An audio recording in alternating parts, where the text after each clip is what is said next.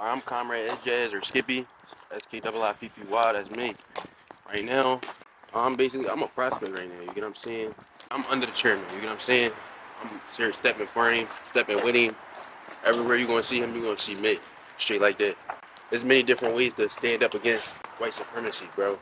Let me come outside, feed the people. Come outside, clothe the people. Come. For everybody who talking, come spend a day with us and see how it really is. Because what you see on camera, we do way more than that.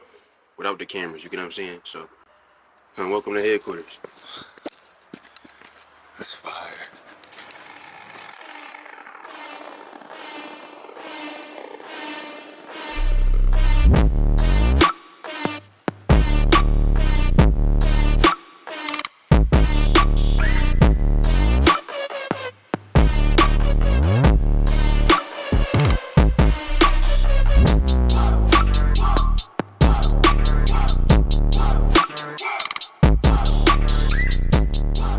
Before we go outside, give them like a little history about yourself and things like that and everything that y'all doing. I led my first protest in 2016. It was Michigan State University, standing in solidarity with the University of Missouri. Somebody was lynched there, and then after that, I didn't lead another protest until 2020. I went to a protest, a George Floyd protest, because the girl I was dating at the time went, and I ended up getting into it with a police officer, and I won. And I tried to flee the scene, and next thing you know, there's a whole bunch of people following me, and they asked me to be the leader of the protest, and I led that protest for 4 months. We occupied the state capitol in Lansing for 4 months, and then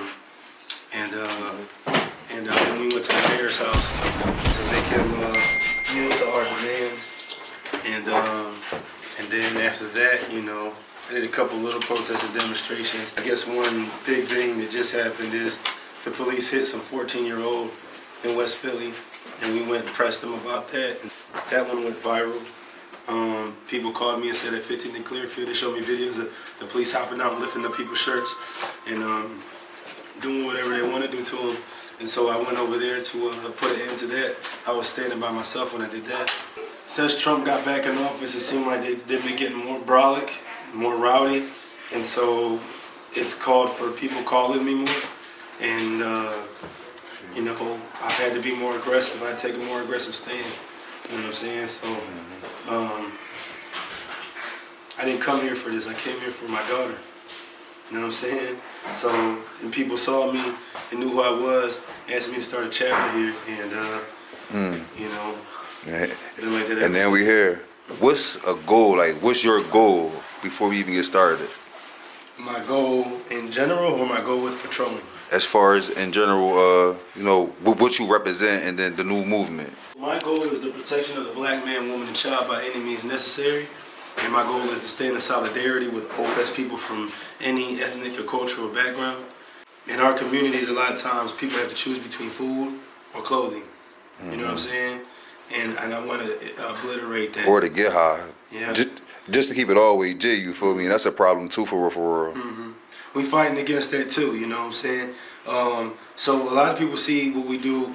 They see us giving away food on camera and giving away clothes on camera and confronting the police on camera or ICE. You know, they don't see when we confront our own, but we do. We just don't. You know, normally when there's some dudes on the corner doing their thing and we pull up, it's not a whole bunch of cameras out. You know what I'm saying? People pull out and videotape when they see us confront the pigs. They don't pull out and videotape when they see us confronting, you know, other people that look like us. You know what I'm saying? And I'm thankful that they don't, because imagine that all over the internet. You know what I'm saying?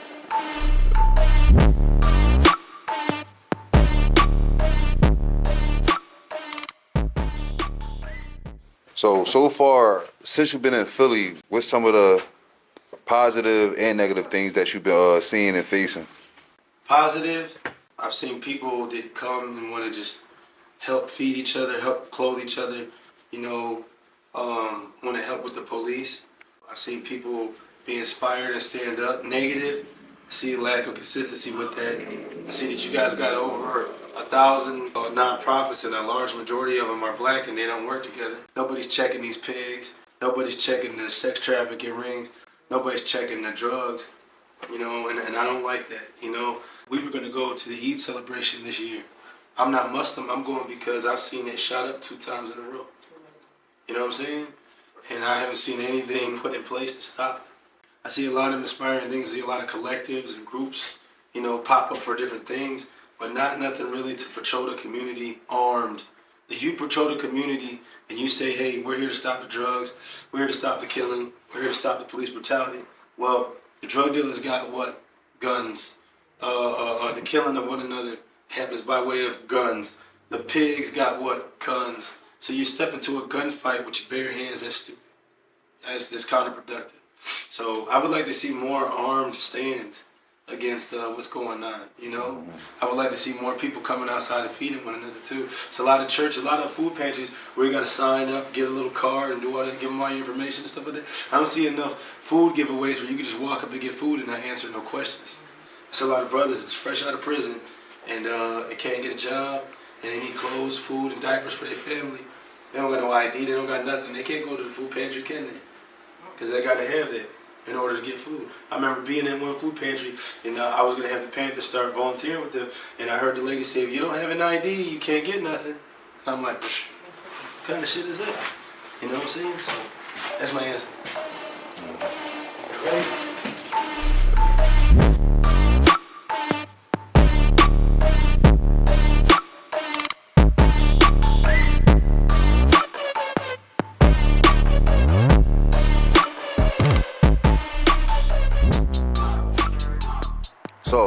So far, what type of feedback have you got from the community? Well, most of the time when they see us, they're yelling, putting their fists in the air and honking the horn and encouraging, you know. Here and there, somebody gives us an ice grill or makes us look like, oh my gosh, what are you doing that for? You know what I'm saying? But it's really rare. Facts, so. Oh, shit. All right, making sure his people get across. That restaurant gives us a 10% discount. It used to be called the Panther discount. Now it's called the Lion discount. That's heavy. That's heavy.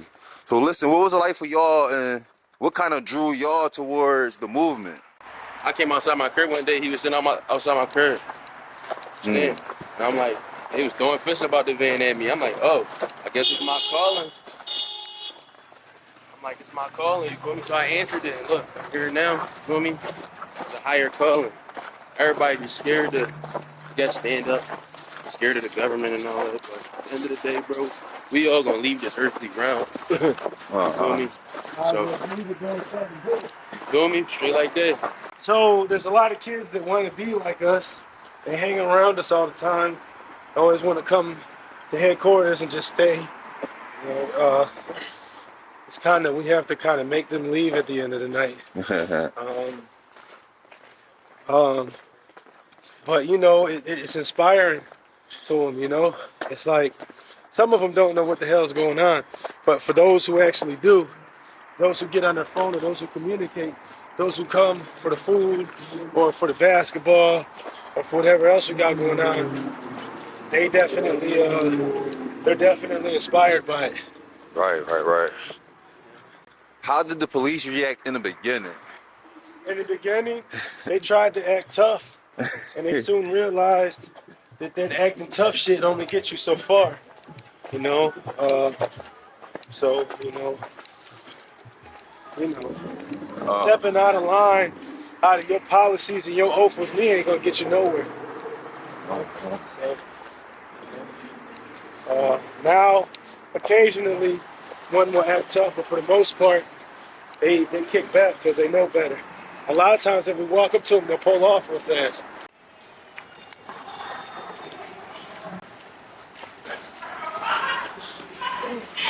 He always make sure his guys cross the street and everybody. I mean, I peeped that.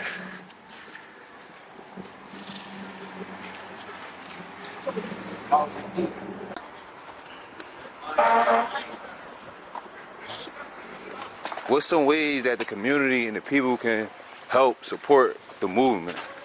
Well, they can come and we can, you know, because a lot of the brothers got records.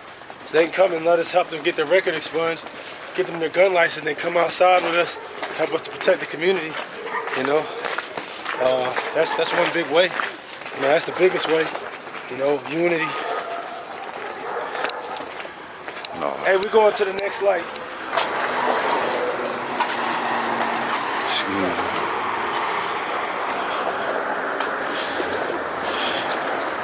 I also want to talk about like the reactions from the internet, and as far as like, you know, the original Black Panther movement reaching out.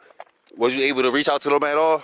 I mean, originally they were the ones that, you know, gave us the right to be Black Panthers, but they were teaching us and guiding us. But they decided when the heat got on, they decided to flip the script.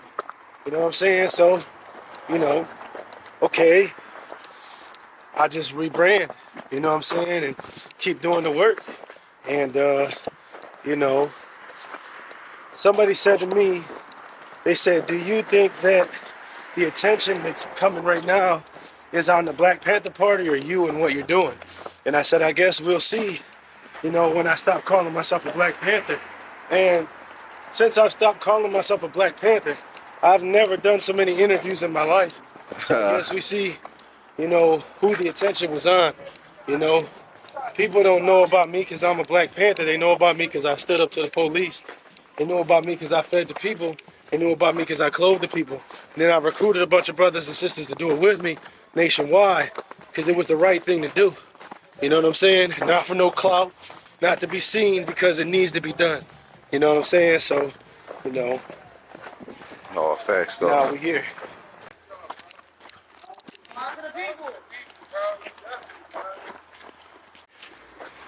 He always makes sure everybody get across before they go. Talk to the people, brother. You're talking about how throughout history leaders get killed and stuff like that, or organizations get broken up. Yeah, why do you feel like it's like that? And just talk about that a little Well, I bit. feel like it's like that because the system doesn't want us to be strong. It doesn't want us to be free. It doesn't want us to rise up. So it has to do everything in its power to keep us down. And so the difference between the past and me is I was going out and doing this by myself with no group. And so it's like, if you break the group up, it really isn't going to do much good because I'm still going to go out and do it by myself, you know? And people are still going to be inspired by it, and they're going to go out and do it too. So it's not really going to help. Now, in terms of killing somebody, Fred Hampton, somebody made his drink. Ain't nobody making my drinks. I learned from what happened to him. You know, Martin Luther King stepped out onto a balcony because somebody told him to. I'm not going nowhere anybody tells me to go. Matter of fact, if somebody says, hey, you should go right there, that's exactly, I'm going to say, you go right there. You know what I'm saying? Because I saw what happened to him. Malcolm X told his soldiers, hey, don't pat everybody down. We don't want to treat everybody like that, right? Well, I'm not telling my soldiers that. Pat everybody down that comes through the door. They don't like it, they could go home. You know what I'm saying? So I learned. Huey Newton fucked with drugs. I won't go nowhere near the shit. You know what I'm saying? So Bobby Seale's still alive. You know what I'm saying? So, but like I said, I'm not, and he's having health problems because of alcohol abuse. I'm not doing that neither. I don't drink or smoke. Ain't gonna be no suffering due to the abuse of narcotics or alcohol. Ain't gonna be nobody assassinating me because they gave me directions and I did what they told me to do. It ain't gonna be nobody shooting me because I went out on the balcony or because I didn't have people pat it down or I took a drink from somebody that they made for me. That shit ain't never happened. Comrades tell you, if I drink something, I made the drink or I opened the bottle. You know what I'm saying? So ain't nobody sneaking nothing in my drink. Oh, facts though. Why would white supremacy willingly allow you to become free? You know what I'm saying? They're gonna fight to keep what they call and what they regard as their property. They're not just gonna give us up. They're not just gonna let us go. You know? So it's like, you know, we know that, we're aware of that, and we gotta act accordingly. My name is Paul Birdsong. My family is black. My family is like like the sister, right? Dark skin, right? Their last name is Birdsong. That name derives from the Choctaw Nation, which was an indigenous tribe here, right? Of dark-skinned people, right? So I believe that they came here and captured people, enslaved them, sold them to Britain and France and Africa, and then when it was time for them to build the 13 colonies, they went and got them back, bought them back. See what I'm saying? I don't believe that every slave that was over here came from somewhere else. I believe a lot of them are indigenous and originated here. I believe black people are indigenous and originated here. You know what I'm saying? Even an African person will tell you we're not the same. You know what I'm saying? So, I think they lied to us. I think the $5 Indian replaced us. You know what I'm saying? So, and no hate to the indigenous people, because once they replaced us with them, they tortured and beat and put them on reservations and shit too. Anybody that wasn't white could get it. You know what I'm saying? So, but there is a couple of Indian chiefs who have come out and had their blood tested to see if it's true, and it's shown that they're made of people that don't originate on this continent. You know what I'm saying? Nowhere close. You sell out. So, black police officers are sell out. But Okay, why you feel like that? do you know the origin of the black police officer? Fill me Okay, in. so the police force started off as a slave catcher patrol. Okay. Right? What it was is these slave owners thought, you know what? These right? The other think just like them and have the same instincts as them. Right? So if we get the to help us catch the then it'll be easier for us to keep track of our property, which is what? The right? Us. Right? And so what it is they go to one brother that's enslaved, aka their and they say, hey, listen, we won't touch your wife, we won't touch your daughter. You can have that shack at the edge of the plantation, but you gotta help me retrieve my property. And that's where the black slave catcher came from. You know what I'm saying? Being hired to catch his own people under the guise of, I'll give you some land to till, I'll give you a little shack, I won't touch your wife or your daughter or sell your children, but you gotta help me catch and keep and retrieve my property. So what about to someone who might say, well, yeah, but things change and then we need us inside the system and things like that? You don't need us. Why would you need to be inside of a system that's built to enslave you and eat off of you? That doesn't make any sense. That's just like my stupid self thought that I could change the gang from inside. I thought that I didn't have to step out and do different, that I could continue being a blood and I could revolutionize my homies. But I had to change, and those who wanted to change with me had to change with me. We couldn't keep gangbanging and be revolutionaries. They're two separate things. You know what I'm saying? They're different. Power to the people. If anybody asks me, I'll tell them, yeah, I used to gangbang, and that's where I came from, and I'm not ashamed of it. I'm ashamed of a lot of the stuff I used to do and get into, but I'm not ashamed of what I come from, because it made me who I am today. Am I still gangbanging? Hell no, I ain't doing that. It's counter-revolutionary. You know what I'm saying? It's counter-revolutionary, counterproductive. It's counter-black. Gangbanging is counter-black, because the whole ideology behind gangbanging is this group of black people is killing that group of black people over territory that they're going to sell drugs that they get from white people to other black people. Basically. You know what I'm saying? So the whole thing is anti-black. It's anti-black to be a gangbanger. Listen. You know what I'm saying?